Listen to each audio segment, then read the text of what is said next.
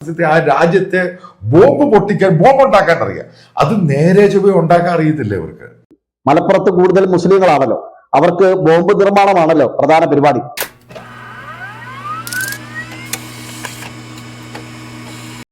പ്രിയപ്പെട്ട സുഹൃത്തുക്കളെ, നിങ്ങൾക്ക് എല്ലാവർക്കും നമ്മുടെ ഡെയിലി ഡാഷ് മലയാളം ചാനലിന്റെ പുതിയൊരു വീഡിയോയിലേക്ക് സ്വാഗതം. നമ്മുടെ നാട്ടിലാണെങ്കിലും ലോകത്താകമാനമാണെങ്കിലും ഒരു വിഭാഗം മനുഷ്യരെ അവരെ മതത്തിന്റെ പേരിലോ ജാതിയുടെ പേരിലോ നിറത്തിന്റെ പേരിലോ ഒക്കെ വേർതിരിച്ചു കാണുന്ന ചില ആളുകളുണ്ട്. അവരൊക്കെ കാലക്രമേണ മനുഷ്യവിരുദ്ധരായി മാറുന്ന ഒരു പ്രവണത കുറെ കാലമായി നമ്മൾ കണ്ടുവരുന്നുണ്ട്. ഈ തീവ്രവാദം എന്ന് പറയുന്നത് തന്നെ അതിനെയാണല്ലോ. നമ്മുടെ സഹജീവികളായ ഒരു കൂട്ടം മനുഷ്യർ അവരുടെ മതം നോക്കിയോ അവരുടെ ജാതി നോക്കിയോ അവരുടെ നിറം നോക്കിയോ നിരന്തരം അവർക്കെതിരെ വെറുപ്പ് ഉൽപ്പാദിപ്പിക്കുക, അവർക്കെതിരെ അപരമത വിദ്വേഷം പ്രചരിപ്പിക്കുക, അവരെക്കുറിച്ച് മറ്റൊരു വിഭാഗം ജനങ്ങൾക്കുള്ളിൽ വെറുപ്പ് സൃഷ്ടിച്ച് അവരെ കൊന്നുകളയാൻ ഭാഗത്തിൽ അവരുടെ മാനസിക നില മാറ്റിയെടുക്കുക. ഇതിനെയാണ് തീവ്രവാദം എന്ന് പറയുന്നത്. അങ്ങനെയാണെങ്കിൽ നമ്മുടെ നാട്ടിൽ രണ്ടാമതൊന്നും ആലോചിക്കാതെ അക്ഷരം തെറ്റാതെ തീവ്രവാദി എന്ന് വിളിക്കാൻ പറ്റുന്ന ഒരാളാണ് മാത്യു സാമുവൽ. 2-3 ദിവസങ്ങൾക്ക് മുമ്പ് സൗദി അറേബ്യയിൽ മിലാഫ് കോള എന്ന പേരിൽ അവരൊരു പാനീയം പുറത്തിറക്കുകയുണ്ടായി. ഈന്തപ്പഴത്തിൽ നിന്നും നിർമ്മിച്ചെടുത്ത മിലാഫ് കോള ഷുഗർ കണ്ടന്റൊന്നും ഇല്ലാതെയാണ് അവര് മാർക്കറ്റിൽ എത്തിച്ചത്. അതുകൊണ്ട് തന്നെ വലിയ രീതിയിലുള്ള സ്വീകാര്യതയാണ് അറബികൾക്കിടയിലും വിദേശികൾക്കിടയിലും മിലാഫ് കോളയ്ക്ക് ലഭിച്ചുകൊണ്ടിരിക്കുന്നത്. ഈ വിഷയത്തെ ആസ്പദമാക്കി മാത്യു സാമുവൽ ഒരു വീഡിയോ ചെയ്തിട്ടുണ്ടായിരുന്നു. ഇത് അറബികൾ വലിയൊരു കണ്ടുപിടുത്തം നടത്തിയിരിക്കുന്നു, ലോകത്താകമാനമുള്ള മനുഷ്യരാശിക്ക് വലിയൊരു സംഭാവന നൽകിയിരിക്കുന്നു എന്നൊക്കെ പറഞ്ഞ് അറബികളെ മൊത്തത്തിൽ ആക്ഷേപിച്ചുകൊണ്ടും അറബികളുടെ സംസ്കാരത്തെയും അവരുടെ ജീവിത രീതിയെയും അവരുടെ വിശ്വാസധാരകളെയും ഒക്കെ പൂർണ്ണമായും ആക്ഷേപിച്ചുകൊണ്ടും അപമാനിച്ചുകൊണ്ടുമാണ് അവൻ അങ്ങനെ ഒരു വീഡിയോ ചെയ്തത്. ഒരു വിഭാഗം മനുഷ്യരോടുള്ള, പ്രത്യേകിച്ച് മുസ്ലിങ്ങളോടുള്ള ഇവന്റെ വെറുപ്പിന്റെ ആഴവും പരപ്പും വ്യക്തമാക്കുന്ന ഒരു വീഡിയോ ആണ്. അതിൽ വർഗീയവാദിയായ കാമഭ്രാന്തനായ ആ പരട്ടക്കിളവൻ പറഞ്ഞ ചില കാര്യങ്ങൾക്ക് മറുപടി പറയാതെ പോകാൻ കഴിയില്ല. ആദ്യം അവൻ പുറത്തുവിട്ട ആ വീഡിയോയിൽ നിന്നും ചില പ്രസക്തമായ ഭാഗങ്ങളുണ്ട്, നമുക്കതൊന്ന് കണ്ടു നോക്കാം. ഭയങ്കര ടെക്നോളജിസ്റ്റ് ആണ്, കണ്ടുപിടുത്തം സൗദി ഈ അറബികൾ, ബേസിക്കലി കാട്ടറബികൾ നടത്തി എന്ന് പറയുന്നതിൻ്റെ അകത്ത് യാഥാർത്ഥ്യം എന്താണെന്ന് മനസ്സിലാക്കണം. ഇപ്പോഴും അവരുടെ മരുന്നാണെങ്കിലും ഈ ഡോക്ടർമാര്, സൗദി അറേബ്യ കഴിവുള്ള ഒരു ഡോക്ടറെ ആ വലിയ രാജ്യത്തിൽ പ്രൊഡ്യൂസ് ചെയ്യാൻ കഴിഞ്ഞിട്ടില്ല. ഇന്ത്യ എന്ന ഡോക്ടേഴ്സ് പോകുന്ന നേഴ്സസ്, അവർക്ക് മെഡിക്കൽ സംഭവം അറിയത്തില്ല. അവരതിനാണ് വിദേശ രാജ്യങ്ങളിൽ ഇന്ത്യയിലും വന്ന് സർജറിക്ക് ഈ സംഭവത്തിനൊക്കെ വരുന്നത്. കേട്ടില്ലേ നിങ്ങൾ? കാട്ടറബികൾ. അവന്റെ അറബ് വിരുദ്ധതയുടെയും മുസ്ലിം വിരുദ്ധതയുടെയും ഏറ്റവും വലിയ തെളിവാണ് ആ പറഞ്ഞ വാക്ക്. അറബികളെ ഒരു കാരണവശാലും ആധുനിക പൗരന്മാരായി ഞങ്ങൾ അംഗീകരിക്കില്ല എന്ന് തീരുമാനിച്ചിരിക്കുന്ന ഇവനെ പോലെയുള്ള ഒരു വിഭാഗം ആളുകൾ നമുക്കിടയിൽ ജീവിക്കുന്നുണ്ട്. അതവരുടെ മനോവൈകൃതത്തിന്റെ ഭാഗമാണ്, അവരുടെ സംസ്കാരത്തിന്റെ ഭാഗമാണ്. ഇതിൽ ഇവൻ പറയുന്നത് അറബികൾക്ക്, പ്രത്യേകിച്ച് സൗദികൾക്ക് ഈ വൈദ്യശാസ്ത്രവുമായി ഒന്നും ഒരു ബന്ധമില്ല. അവർക്കൊരു നല്ല ഡോക്ടറില്ല. അവരുടെ നാട്ടിൽ വലിയ വലിയ സർജറികളൊന്നും നടക്കാറില്ല. അവരെന്തിനും ഏതിനും ഇന്ത്യയാണ് ആശ്രയിക്കുന്നത്. ഇന്ത്യയിൽ നിന്നാണ് ഡോക്ടർമാർ പോകുന്നത്. അവിടെ ഏതെങ്കിലും വലിയൊരു മേജർ സർജറി ആവശ്യമായി വന്നാൽ ഇന്ത്യയിൽ നിന്നാണ് ഡോക്ടേഴ്സിനെ കൊണ്ടുപോകുന്നത്. ഈ രീതിയിലാണ് അവൻ സംസാരിക്കുന്നത്. എടാ മാത്യൂസേ, 1990 മുതൽ ലോകത്താകമാനമുള്ള വൈദ്യശാസ്ത്ര രംഗത്ത് വലിയ ചർച്ചയായി മാറിയ, അല്ലെങ്കിൽ വൈദ്യശാസ്ത്ര രംഗത്ത് ഒരു റഫറൻസ് എന്ന നിലയിൽ ഉപയോഗപ്പെടുത്തുന്ന ഈ സയാമീസ് ഇരട്ടകളെ വേർപെടുത്തുന്ന സർജറി അല്ലെങ്കിൽ ശസ്ത്രക്രിയ നടക്കുന്നത് എവിടെയാണെന്ന് നിനക്കറിയാവും? അത് സൗദി അറേബ്യയിലെ റിയാദിലെ കിങ് ഫൈസൽ ഹോസ്പിറ്റലിലാണ്. ഇതുവരെ ഏതാണ്ട് 23 രാജ്യങ്ങളിൽ നിന്നായി 52ഓളം സയാമീസ് ഇരട്ടകളെയാണ് വളരെ വിജയകരമായിട്ട് അവർ വേർപെടുത്തിയത്. അത്തരത്തിലുള്ള സർജറികൾക്കും ശസ്ത്രക്രിയകൾക്കും നേതൃത്വം നൽകുന്നത് ഏതെങ്കിലും അമേരിക്കക്കാരനായ ഡോക്ടറല്ല, ഇന്ത്യയിൽ നിന്നോ മറ്റു ബ്രിട്ടനിൽ നിന്നോ വരുന്ന ഡോക്ടറല്ല. സൗദിയായ ഡോക്ടർ അബ്ദുള്ള റബിയാണ് അത്തരത്തിലുള്ള എല്ലാ പ്രവർത്തനങ്ങൾക്കും നേതൃത്വം നൽകി വരുന്നത്. വലിയ സ്വീകാര്യതയാണ് വൈദ്യശാസ്ത്ര രംഗത്ത് ഈ ഒരു സംഭവത്തിന് ലഭിച്ചുകൊണ്ടിരിക്കുന്നത്. മാത്രമല്ല, അത്തരത്തിൽ നടക്കുന്ന മുഴുവൻ അതിന്റെ സാമ്പത്തിക ചെലവും വഹിക്കുന്നത് അവിടുത്തെ സൗദി ഭരണകൂടമാണ്. അതുകൊണ്ട് നിന്റെ പോലുള്ള വർഗീയവാദികൾ ഇത്തരം വാർത്തകൾ മറച്ചു വെക്കുന്നത് നിന്റെയൊക്കെ അജണ്ടയുടെ ഭാഗമായിട്ടാണ്. സൗദി അറേബ്യക്ക് നിലവിൽ ഏതെങ്കിലും തരത്തിലുള്ള സർജറിക്കോ ശസ്ത്രക്രിയയ്ക്കോ അല്ലെങ്കിൽ ചികിത്സയുടെ ആവശ്യങ്ങൾക്കോ മറ്റു രാജ്യങ്ങളെ ആശ്രയിക്കേണ്ട ആവശ്യമില്ല. അത്രത്തോളം ഡെവലപ്പാണ് ഇവിടുത്തെ ആരോഗ്യ സംവിധാനം. അത്രത്തോളം വിശാലവും മാതൃകാപരവുമാണ് ഇവിടുത്തെ ആതുര സേവന രംഗം. തുടർന്ന് ഇവൻ ഈ മിലാഫ് കോളയ്ക്കെതിരെ സംസാരിക്കുന്ന കൂട്ടത്തിൽ ഇന്ത്യയെക്കുറിച്ച് പൊക്കി അടിച്ചുകൊണ്ട് പറയുന്ന ഒരു ഭാഗമുണ്ട്. അതിൽ ഇങ്ങനെയാണ് അവൻ പറയുന്നത്: ഈ അറബികൾക്ക് ഭക്ഷണം കഴിക്കണമെങ്കിൽ, പ്രത്യേകിച്ച് സൗദികൾക്ക് ഭക്ഷണം കഴിക്കണമെങ്കിൽ ഇന്ത്യക്കാർ കനിയണം. ഇന്ത്യയിൽ നിന്നും ഭക്ഷണ പദാർത്ഥങ്ങൾ കയറ്റി അയച്ചാൽ മാത്രമേ അറബിക്ക് വയറ് നിറച്ച് ഫുഡ് കഴിക്കാൻ പറ്റുള്ളൂ. അല്ലെങ്കിൽ അവൻ വെറും കുബൂസ് ചുട്ടു തിന്നേണ്ടി വരും.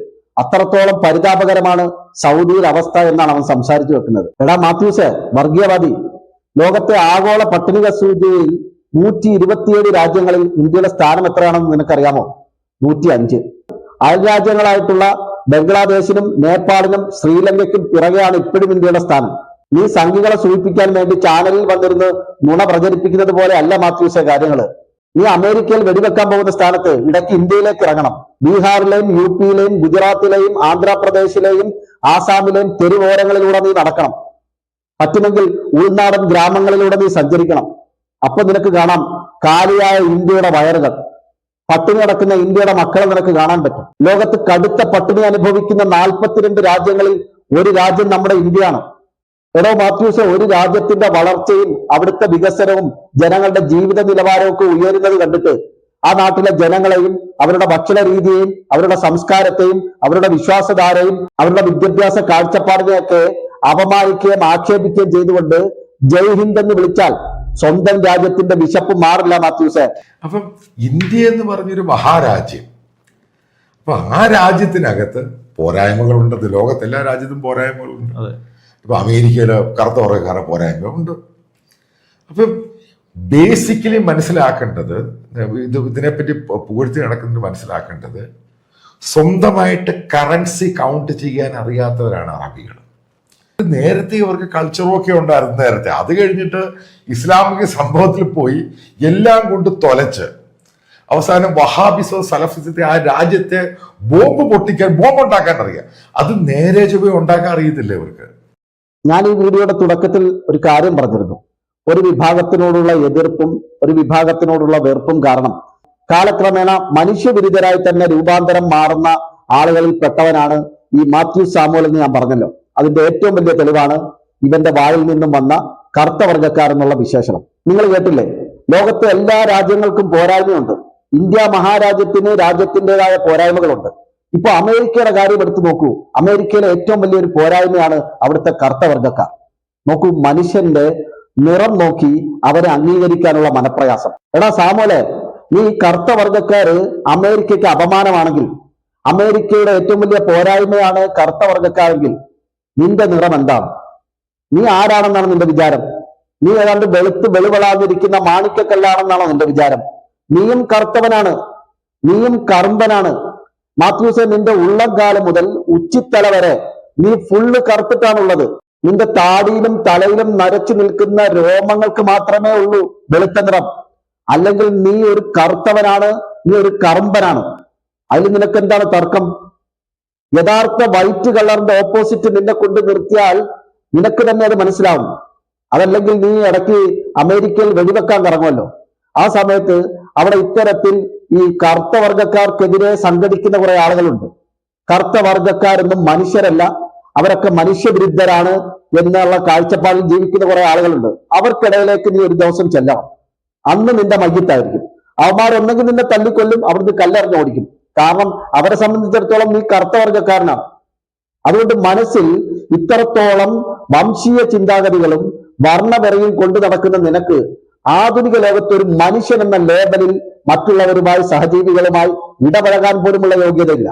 പിന്നീട് ഇവൻ വലിയൊരു കാര്യമായി പറഞ്ഞൊരു സംഭവം, അറബികൾക്ക് കറൻസി നേരെ ചൊവ്വ എണ്ണാൻ പോലും അറിയില്ല എന്നാ പറഞ്ഞത്. എടാ തീവ്രവാദി മാത്യു സാമുവലെ, ലോക ബാങ്കിന്റെ ആസ്ഥാനം അവർ സൗദി അറേബ്യയിലേക്ക് മാറ്റുന്നതിനെ കുറിച്ച് ആലോചിക്കുന്ന ഒരു സമയത്താണ് നീ ഇരുന്ന് ഇത്തരത്തിലുള്ള നുണകൾ അടിച്ചുവിടുന്നത്. ലോകത്ത് ഏറ്റവും മൂല്യമുള്ള ആഗോള കമ്പനികളിൽ 1ാം സ്ഥാനത്ത് നിൽക്കുന്നത് സൗദി അറേബ്യയുടെ അറാംകോ ആണ്. കഴിഞ്ഞ 3-4 വർഷങ്ങളായിട്ട് അറാംകോ ആണ് 1ാം സ്ഥാനത്തുള്ളത്. അതുവരെയും ഐഫോണിന്റെ കമ്പനിയായ ആപ്പിൾ ആയിരുന്നു ആ സ്ഥാനത്ത് ഉണ്ടായിരുന്നത്. ലോകത്തെ ഏറ്റവും വലിയ ബാങ്കായ ചൈനയുടെ ബാങ്കിന്റെ ബ്രാഞ്ച് ജിദ്ദയിൽ തുറന്ന് പ്രവർത്തനം ആരംഭിച്ചിട്ട് കുറച്ച് വർഷങ്ങളെ ആയിട്ടുള്ളൂ. ഇനി ഏറ്റവും പ്രധാനപ്പെട്ട ഒരു കാര്യം, 2023 വരെ ലോകത്ത് തൊഴിലാളികൾക്ക്, അത് വിദഗ്ധരായ തൊഴിലാളികളാണെങ്കിലും അവിദഗ്ധരായ തൊഴിലാളികളാണെങ്കിലും, ഏറ്റവും കൂടുതൽ ശമ്പളം കൊടുത്തുകൊണ്ടിരുന്നത്, അവർക്ക് വേതനം കൊടുത്തുകൊണ്ടിരുന്ന രാജ്യം ബ്രിട്ടൻ ആയിരുന്നെങ്കിൽ 2024 മുതൽ ബ്രിട്ടനേക്കാൾ തൊഴിലാളികൾക്ക് ഏറ്റവും കൂടുതൽ വേതനം കൊടുക്കുന്ന രാജ്യമായി, അടിസ്ഥാന വേതനം കൊടുക്കുന്ന രാജ്യമായി സൗദി അറേബ്യ മാറിയിരിക്കുകയാണ്. ഈ ഇടയ്ക്ക് വെടിവെക്കാൻ കറങ്ങുന്ന ബ്രിട്ടനിലെയും അമേരിക്കയിലെയും പല ആഗോള കുത്തക കമ്പനികളുടെയും ആസ്ഥാനം, അവരുടെയൊക്കെ ഹെഡ് ഓഫീസ് സൗദി അറേബ്യയിലെ റിയാദിലാണ് ഇപ്പോൾ ഉള്ളത്. ഇങ്ങനെ സാമ്പത്തിക രംഗത്ത് വിപ്ലവകരമായ നേട്ടങ്ങളുടെ ഒരു പട്ടിക തന്നെ സൗദി അറേബ്യ ഇതിനോടകം തന്നെ സ്വന്തമാക്കിയിട്ടുണ്ട്. ഈ അറബികൾ കാട്ടറബികളാണെന്നും അവർ വിദ്യാഭ്യാസം ഇല്ലാത്തവരാണെന്നും അവർക്ക് കറൻസി എണ്ണാൻ അറിയാത്തവരാണെന്നൊക്കെ ഈ സംഘപരിവാറിന്റെ സപ്പോർട്ട് കിട്ടാൻ വേണ്ടിയിട്ട് $4 കിട്ടാൻ വേണ്ടിയിട്ട് ഈ നുണ അടിച്ചു വിടുമ്പോൾ യാഥാർത്ഥ്യം എന്താണെന്ന് പറയാൻ ഇവിടെ ആളുകളുണ്ട് എന്നുള്ള വസ്തുത നീ മറക്കരുത്. പിന്നിവൻ സൗദി അറേബ്യക്കെതിരെയും പ്രത്യേകിച്ച് മുസ്ലിങ്ങൾക്കെതിരെയും ഉന്നയിച്ച വലിയൊരു ആരോപണം, ഗുരുതരമായ ആരോപണം, സൗദി അറേബ്യ അടക്കമുള്ള രാജ്യങ്ങൾ ബോംബ് നിർമ്മാണത്തിനാണ് പ്രാധാന്യം കൊടുക്കുന്നത്. അവർക്ക് ബോംബ് നിർമ്മിക്കാൻ മാത്രമേ അറിയാവൂ. ഈ മുസ്ലിങ്ങളെ സംബന്ധിച്ചിടത്തോളം അവരൊക്കെ ബോംബ് നിർമ്മിക്കുന്നവരാണ്, ഭീകരവാദ പ്രവർത്തനങ്ങളിൽ ഏർപ്പെടുന്നവരാണ്. ഒരു സാധാരണ സംഖ്യയുടെ സ്കൂളിൽ പോയിട്ടില്ലാത്ത, ശാഖയിൽ പോയി ജീവിതം ഹോമിച്ച ശരാശരി സംഖ്യകളുണ്ടല്ലോ, അവരെക്കാളും ലോ ക്ലാസ് ചിന്തയും അവരെക്കാളും നിലവാരം കെട്ട രീതിയിലാണ് മാധ്യമ പ്രവർത്തകൻ എന്ന് പറയുന്ന ഈ വർഗീയവാദി, ഈ തീവ്രവാദി, ഈ പരട്ടക്കളവൻ സംസാരിച്ചുകൊണ്ടിരിക്കുന്നത്. നമുക്കറിയാം, നമ്മുടെ നാട്ടില് ഈ സംഘപരിവാറും ക്രിസംഖികളും മുസ്ലിം വിരുദ്ധരും ഒക്കെ മലപ്പുറം കേന്ദ്രീകരിച്ച് മലപ്പുറത്തെ പ്രതിസ്ഥാനത്ത് നിർത്തിക്കൊണ്ട് ധാരാളം കുപ്രചരണങ്ങൾ നടത്താറുണ്ട്. ഒരു കാലത്ത് നമ്മുടെ നാട്ടിൽ ഇറങ്ങുന്ന മലയാള സിനിമകളിൽ, പ്രത്യേകിച്ച് 90കളിലൊക്കെ ഇറങ്ങിയ സിനിമകളിൽ ഈ വില്ലന്റെ സ്ഥാനത്ത് കൊണ്ടുവരുന്നതൊക്കെ മുസ്ലിം പേരുകളുള്ള കഥാപാത്രങ്ങളെ ആയിരിക്കും. അല്ലെങ്കിൽ ഈ ഭീകരവാദം, തീവ്രവാദം തുടങ്ങിയ പ്രവർത്തനങ്ങളിൽ ഏർപ്പെടുന്ന ആളുകളെയൊക്കെ അവതരിപ്പിക്കുന്നത് മുസ്ലിം പേരുകളോടെ ആയിരിക്കും. ഇപ്പൊ ഒരു സിനിമയിൽ മോഹൻലാലിന്റെ കഥാപാത്രം ഈ ബോംബ് മലപ്പുറത്ത് കിട്ടുമെന്ന രീതിയിൽ സംസാരിക്കുന്നുണ്ട്. എന്ന് വെച്ചാ പൊളിക്കണില്ലാന്നോ? എന്നല്ല, പൊളിക്കണം. അതിപ്പോ എങ്ങനെ വേണമെന്നാണ്. ബോംബ് വെച്ച് തകർത്താലോ എന്നൊരു ആലോചന വരുന്നുണ്ട്. ഇപ്പോഴത്തെ ലേബർ ചാർജ് ഭയങ്കരല്ലേ.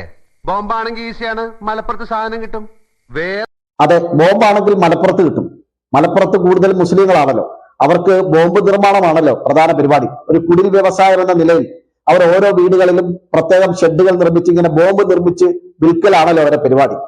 ഇതൊക്കെ ശരിക്കും പറഞ്ഞാൽ ഒളിച്ചു കടത്തലുകളാണ്. മലയാള സിനിമയിലൂടെയും മറ്റു പലതരത്തിലും നമ്മുടെ നാട്ടിലെ മുസ്ലിം സമുദായത്തിനെതിരെ അവർ ബോംബ് നിർമ്മിക്കുന്നവരാണ്, അക്രമങ്ങളിൽ ഏർപ്പെടുന്നവരാണ്, ഭീകരവാദ പ്രവർത്തനങ്ങൾ നടത്തുന്നവരാണ്, തീവ്രവാദമുള്ളവരാണ്. ഇങ്ങനെ പലതരത്തിലുള്ള ഒളിച്ചു കടത്തലുകളിലൂടെയാണ് ഈ സമുദായത്തെ സിനിമാ മേഖലയിലാണെങ്കിലും മറ്റു പല മേഖലകളിലാണെങ്കിലും ഈ രീതിയിൽ സമൂഹത്തിൽ തെറ്റിദ്ധരിപ്പിച്ചിട്ടുള്ളത്. അത്തരം ദൃശ്യാവിഷ്കാരങ്ങളിലൂടെ ജനങ്ങളുടെ മനസ്സിൽ പതിഞ്ഞിട്ടുള്ള കുറെ കാര്യങ്ങൾ ഉണ്ടാവും. അതിന്റെ അടിസ്ഥാനത്തിലാണ് വിദ്യാഭ്യാസമുണ്ടെന്ന് അവകാശപ്പെടുന്ന, മാധ്യമ പ്രവർത്തകനാണെന്ന് അവകാശപ്പെടുന്ന ഈ നാറിയെ പോലുള്ളവർ ഇതുപോലൊരു പബ്ലിക് പ്ലാറ്റ്ഫോമിൽ വന്നിരുന്നുകൊണ്ട് ശുദ്ധ അസംബന്ധം വിളിച്ചു പറയുന്നത്. എടാ മാത്യൂസെ, നമ്മുടെ നാട്ടിൽ ബോംബ് നിർമ്മാണത്തിനിടെ പൊട്ടിത്തെറിച്ച് കൈകൾ നഷ്ടപ്പെട്ടതും മരിച്ചതും മുസ്ലിങ്ങളല്ല, അല്ലെങ്കിൽ മലപ്പുറത്തുകാരല്ല, അത് സംഘപരിവാറുകാരാണ്.